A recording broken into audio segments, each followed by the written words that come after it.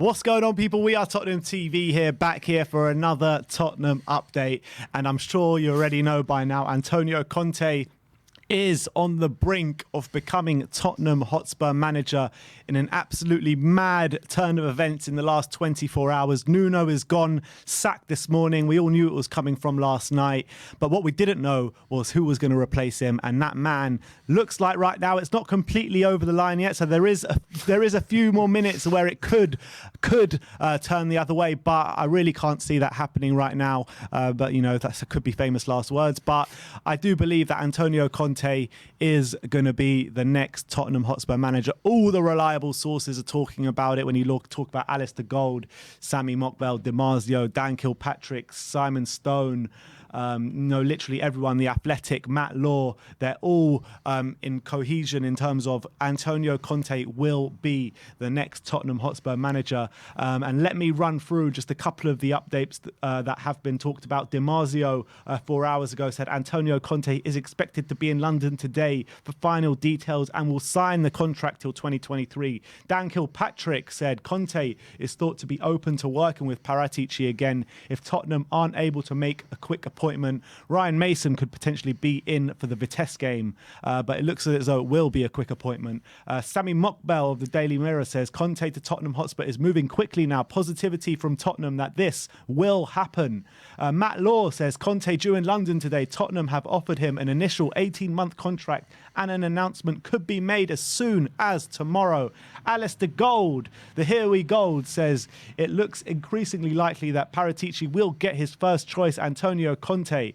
Simon Stone said Conte could be in place as Tottenham manager tomorrow morning. And those ones from Simon Stone and Alistair Gold, those are the ones that really hit home for me, because you know when Alistair Gold and you know when Simon Stone speak that something definitely is happening. I mean, we've seen stuff from DiMarzio and Matt Law and Romano and all these people let down in the last minute. But Simon Stone usually only speaks when things are getting real, let's be honest. And DiMarzio an hour ago said Antonio Conte has just landed in London in the afternoon meeting with Tottenham for the last details and signature for the contract until 2023. And that was followed up by saying that soon there will be a meeting between Conte and his new club.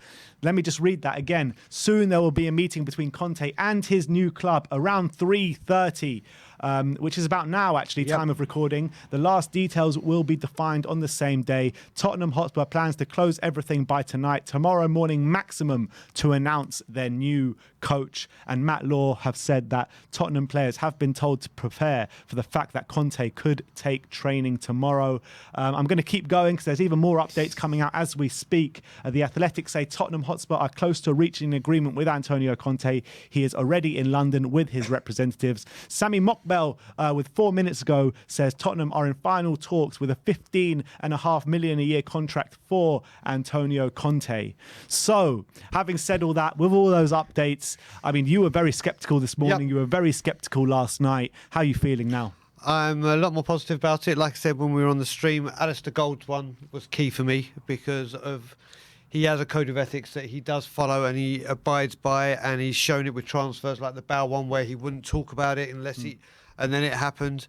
So when it comes out from him, whether you agree with what he says or you think he's a mouthpiece to the club, which I don't think he is at all, that one was the one for me. And then the second telling one, I can't remember who you said it again, but the one that said Simon Stone, Simon Stone, BBC, that said yeah. it, and I said that the fact that that's not been taken down immediately, that I think was the one where I'm like, okay, this is happening. This is happening. Now, we started yesterday's stream and I said, just another day in paradise. I swear, they're making our fan base bipolar, literally up and down every second. Like yesterday was like a funeral on the stream. Today is like been a celebration. It really is. I mean, this is a huge sign of intent. A huge sign of intent.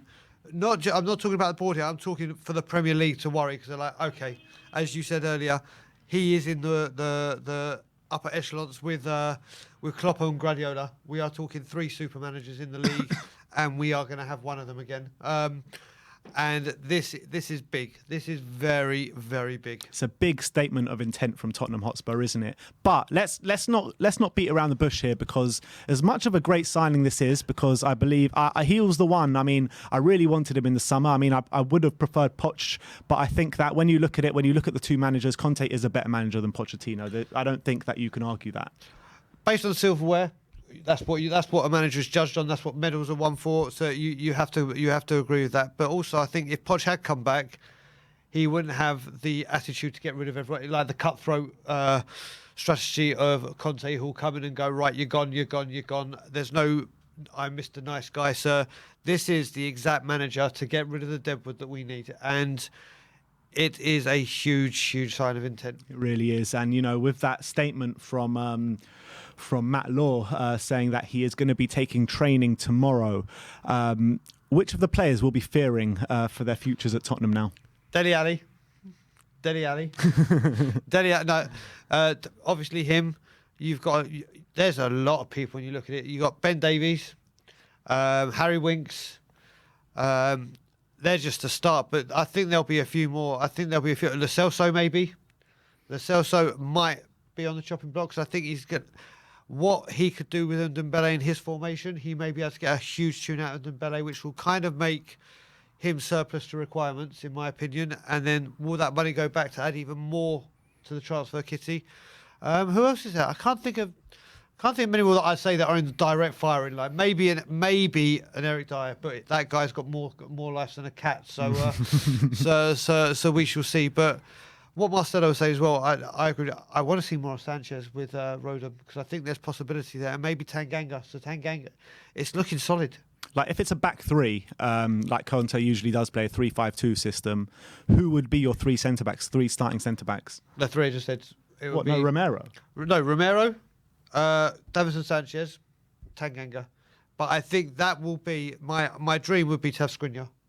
Since we had gone for him. And whose place does he take if he comes in? Well, the good thing, do you know what? With this formation, let's say we have 5 top defenders at the club, because if you're playing about 3, this is what we've lacked. The squad in depth. We've always said the squad in depth is so bad. There's no rotation. We're overplaying the players. A Skriniar doesn't mean that he might replace someone, but it could be Skriniar. I think Romero will be the main two, and I think the third place will be Sanchez and Tanganga.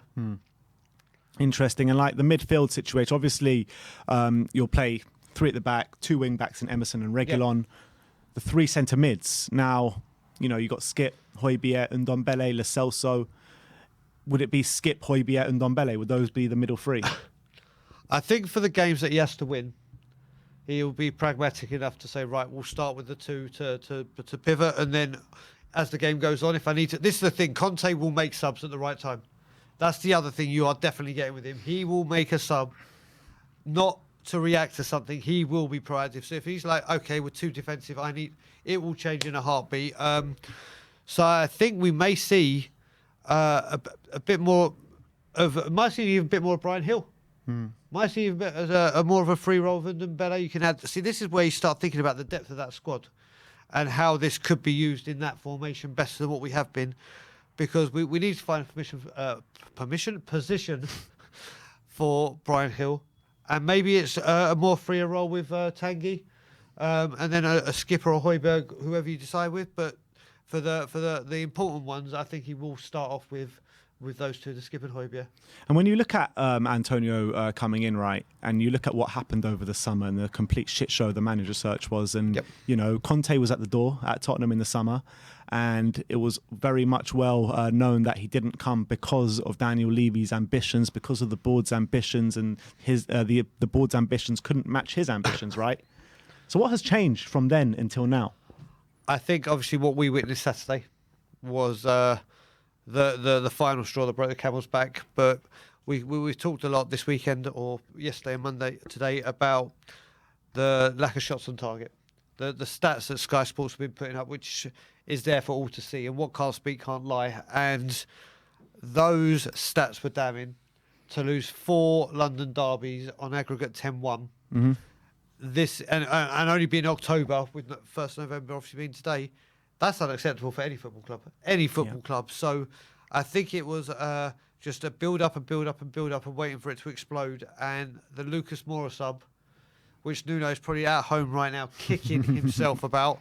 I think he's kicking himself about a lot of things, leaving 11 players at home for a Conference League game, in-game management week in, week out, not making substitutions fast enough. I mean, his in-game management for us so far, I'll say so far, he's gone now, but his in-game management this season for those 10 games, for those 17 games in all competitions was dreadful. It was absolutely dreadful.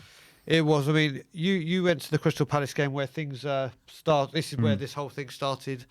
And I was speaking to Simeon about how poor Harry Kane was, and we were talking about the service and everything. But from that game, all right, it got impacted by Dyer's injury and then Tanganga's red card.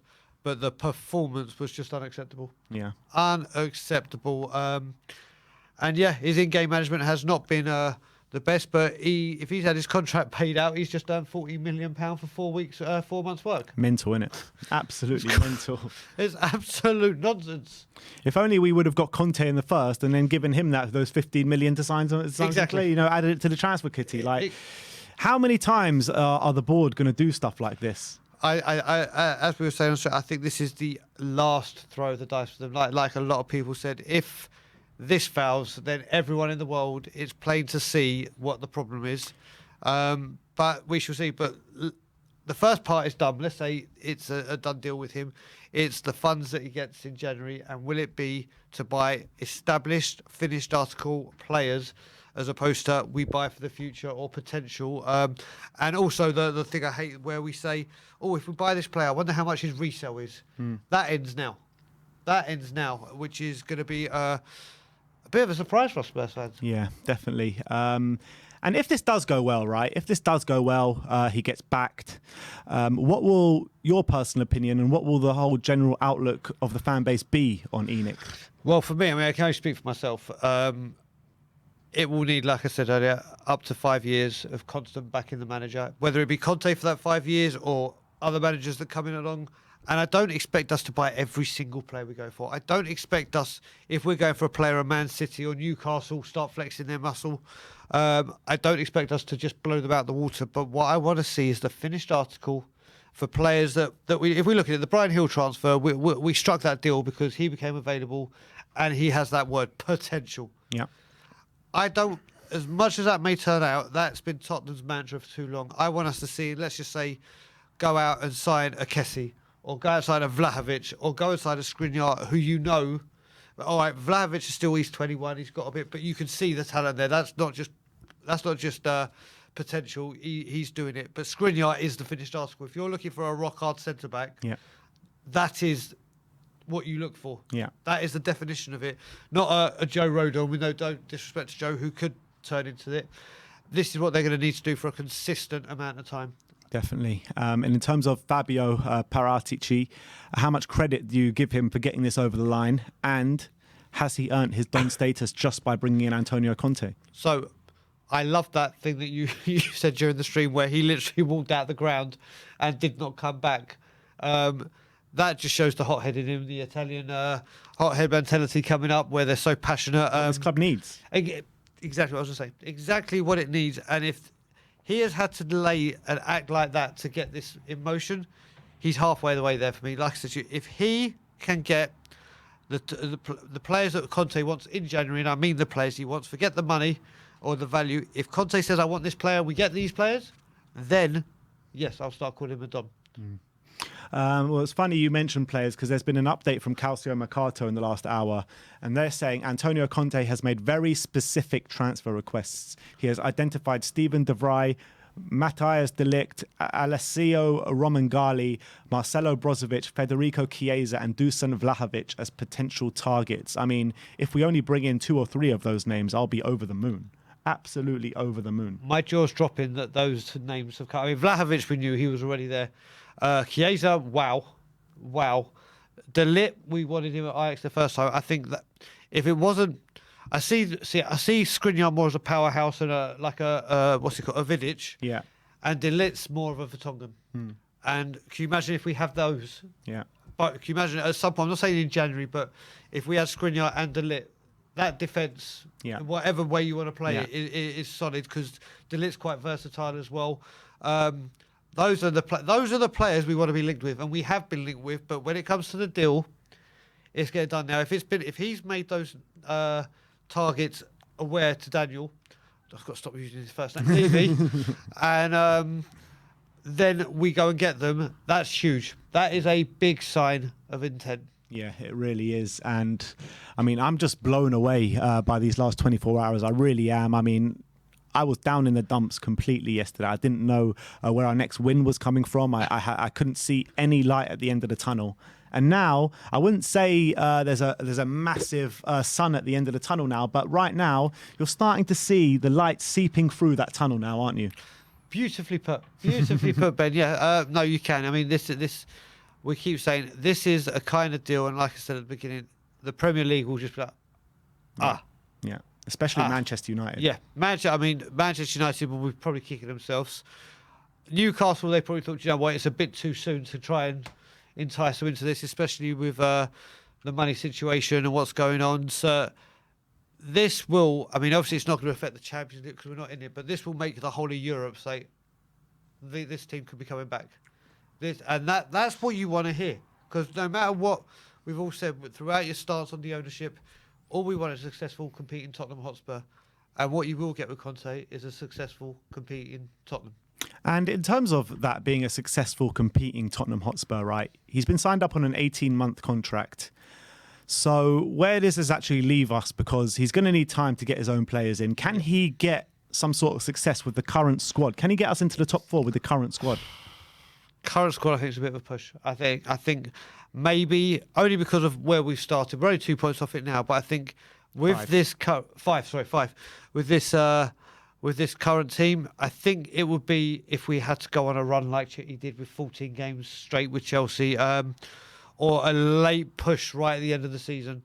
I still said if we could finish above last season, I'll take it. And yes, we'll get some players in January, please God, with Conte now, but. I think this summer is where he'll really flex his power. And next season, if Conte is here and Conte starts next season, Champions League is a absolute minimum requirement. Yeah. Absolute minimum. And who knows, maybe even a push for the second, maybe even a title running if he gets the players he needs. So you actually think we can close the gap on teams like Chelsea, Liverpool, Man City, if Conte is given what he wants?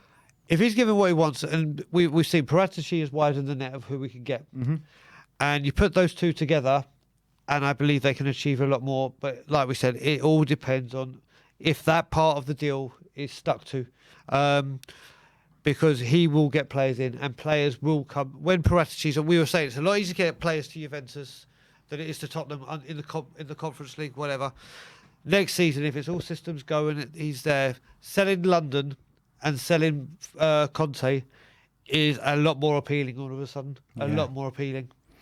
All right, well, it does seem like our football club is finally starting to go in somewhat the right way. I would say this is only the step one. Bringing Conte is only step one. It means nothing if we don't bring out the checkbook and we don't back him. We have to back him. And if we don't back him, I promise you now, he will walk and the fan base will be unanimous in their decision against the board and against Daniel Levy. That is facts. I mean, this is, like you said before, this is Daniel Levy's last Hail Mary. It's the Hail Mary on top of the Hail Mary that was thrown from the original Hail Mary. Exactly. But yeah, I think with this appointment, I don't know how you define it. I mean, we call it a trophy. He'll call it top four. We want both, obviously, but I want a trophy. Yeah. I want a trophy. But if neither get accomplished, or no, let's say a trophy because we can get top four. We know we can get top four. If we don't get a trophy or very close to a title challenge next season, it's a failure and there is nowhere to turn. If he leaves after 18 months or less, then it's an absolute failure and there is only one man that can be blamed. Only one. Completely agree. But on the flip side of that, if this does work out and if Antonio Conte is backed by the board, then I got to say that hands up and you've got to say well done to the board. You have to. I will say, this is so hard for me. It's a hypothetical situation. Yeah, it's not. I'm not saying say well done to them now. No. What I will say is thank you for the board for allowing Paratici to do what he was hired to do. That's what I will say, because this all hinges on that. Yeah, this all hinges on completely that. agree. So then, like I said, what Daniel, gotta stop doing it. Levy did with getting Poch. Yeah, he got lucky, but he allowed him to do something, and he's got to take a bit of credit for that. But Pochettino was the main person to get credit. But this has all come down to now the fans storming in the booze, Paratici storming out, and Paratici's the one that obviously gave the statement today. So if we do what we were just discussing, it's a well done to the board for finally allowing Paratici doing something you're hired to do for them to do it. Definitely. 100% spot on. But that is the state of play at the moment. It looks as though Antonio Conte is hours away from completing his move to Tottenham Hotspur, which has absolutely blown my mind. I am over the moon. I really am. And like I said, this is only step one because we need to back him. We need to get his players in and we need to show him that we're in it to win it. Maybe not in it to win the Premier League straight away, but we're in it to compete again. And that is the only reason why Antonio Conte would come to this football club, isn't it? Correct. That's the thing. He doesn't come here. You look at Jose Mourinho when he came. That was I've got a last attempt at the Premier League. Yeah, I've got to try and get this. He's in his prime. Exactly. He's a prime manager. He is. Like I said, it's not just the three top managers in the Premier League. I think you're talking about the top three managers in Wolf to current standing today. Yeah. And they will get a job wherever they want to get a job. Yeah. So it's exciting times. All right. So that is your update. Antonio Conte is on the brink of joining Tottenham Hotspur. I want to know all your thoughts regarding the situation in the comment section below. Would you forgive the board for all their past, failings, really, if they were to back completely Antonio Conte and bring Tottenham back into the conversation of competing? I want to know your opinions in the comment section below, and I want to know your opinions on Nuno, and I want to know your opinions on Antonio Conte as well. So you guys, let me know those opinions in the comment section below. Like, subscribe, and comment. And as always, come on, you Spurs.